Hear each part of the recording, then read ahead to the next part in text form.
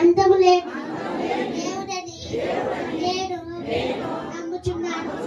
ఆయన ప్రేమ, న్యాయము, పరిశుద్ధత, శక్తి, జ్ఞానము, జీవము, స్వతంత్రత, సర్వవ్యాపకత్వం ఈ మొదలైన శుభ లక్షణములకు నిత్యము మహా తేజోమయుడు ప్రకాశించుచున్నాడని నమ్ముచున్నాను. యేసుక్రీస్తు ప్రభువు రూపమునకు మనుషుడు కాను, అనాది స్థితిని బట్టి దేవుడు కాను, సంచరించుచు దివ్య బోధన మూలముగాను, అద్భుతములుగా ఉపకారముల మూలముగాను, నా పాపములు, నా వ్యాధులు, నా శిక్షలు తన శిలువ ప్రాణంపై వేసుకొని మరణమౌట మూలముగాను, ఆయన సమాధిలో నుండి మూడవ నాడు వెలుపలికి వచ్చి పరలోకమునకు వెళ్ళుట మూలముగాను, తన దేవస్థితికి ప్రేమను వెల్లడించినాడని నమ్ముచున్నాను.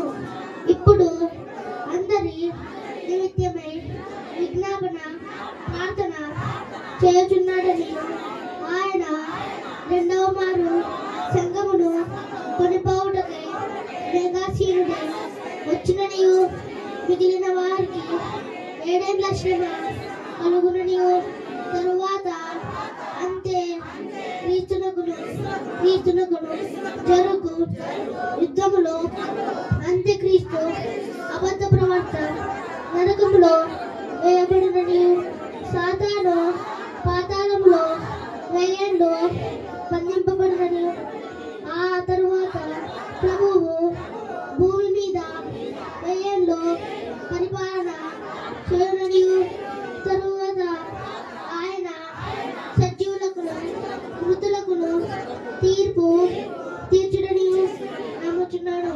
క్రీస్తు ప్రభువు పాతాళములోను సాతానును విడిపింపగా అతడు భూమి మీదికి వచ్చి గోగు మాగోగు అను పేరుల గల సైన్యములను ఏర్పరచుకున్నను.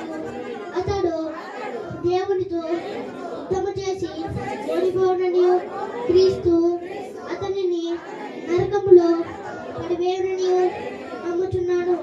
అటు తరువాత ఆయన అందరికును తీర్పు విధించుననియు, విశ్వాసులు నరకములోనికి పంపివేయననియు నమ్ముచున్నాను.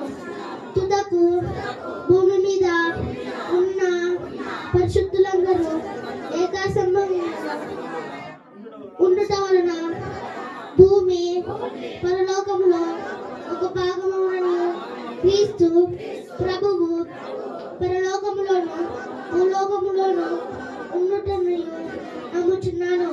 నేను పరిశుద్ధాత్మను నమ్ముచున్నాను.